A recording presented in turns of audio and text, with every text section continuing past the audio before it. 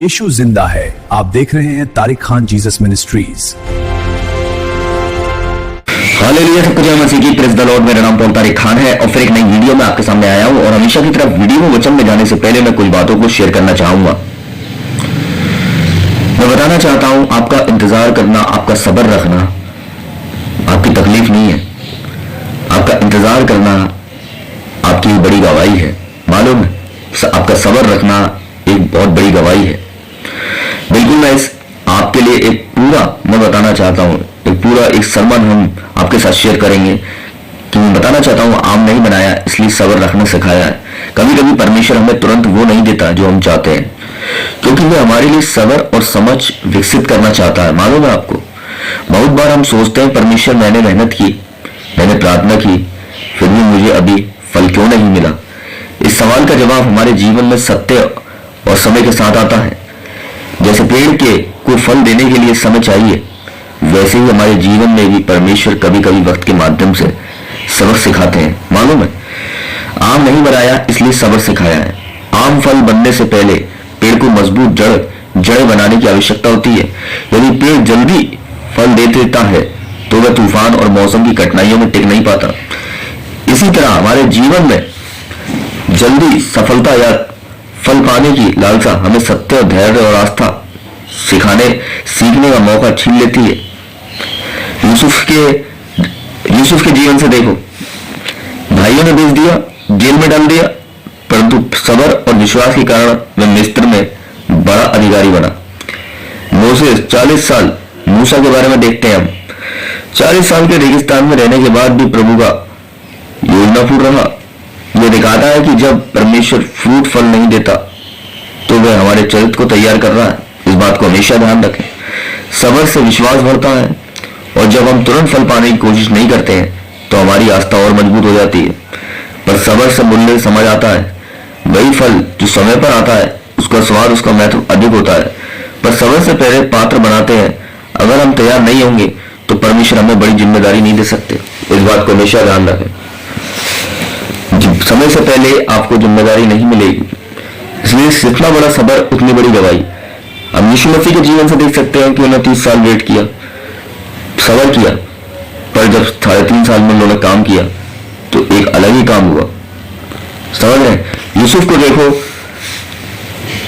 इतने साल कुछ नहीं हुआ, पर जब वो वहां से अपने भाइयों के हाथ भेज दिया गया तो उसके बाद क्या हुआ कि वहां का मिस्र का प्रधानमंत्री बना। ये हमारे पास सामने रेफरेंसेस हैं।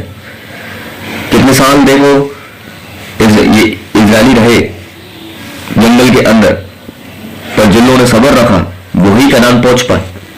ये सब रेफरेंसेस, सब उदाहरणों में क्या बताते हैं मालूम है?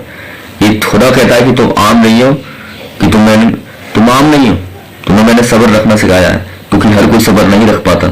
मालूम है आपको, यशायाह 40 अध्याय 31 वचन में क्या लिखा है?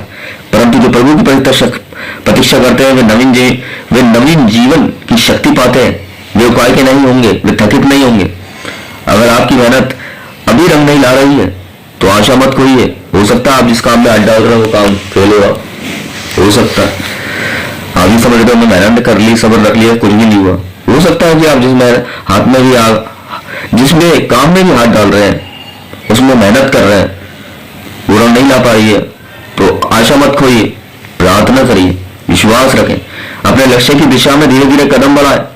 याद रखिए, हर कठिनाई एक सबक है जो आपको फल पाने के योग्य बनाता है। समझ रहे हैं? जब तक हमें कुछ सबक नहीं मिलता है ना, मैं बता रहा हूँ, कठिनाइयों के समय हम उस फल के योग्य भी नहीं बन सकते हैं। इसलिए वो फल का हमें तब कीमत में समझ आएगी जब हम कठिनाई से होकर गुजरेंगे।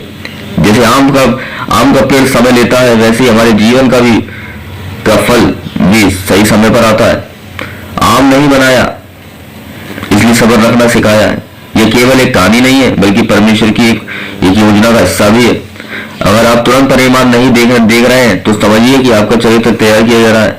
सब्र के साथ आगे बढ़ते रहिए, आपका जीवन निश्चित रूप से स्वादिष्ट और मीठा फल देगा। ये मैं नहीं कहता हूं, ये परमेश्वर कहता है। मालूम है? और समय से अगर पहले पाने की कोशिश करेंगे तो देंगे, पर सब्र रखेगा, वेट करेंगे तो एक बड़ी गवाही होगी।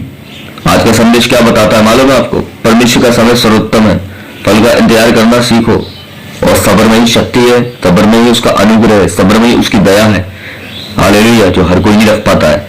आज की प्रार्थना मैं आपको बताऊंगा, और ये बहुत छोटी सी प्रार्थना अपनी प्रार्थना में जरूर ऐड करना।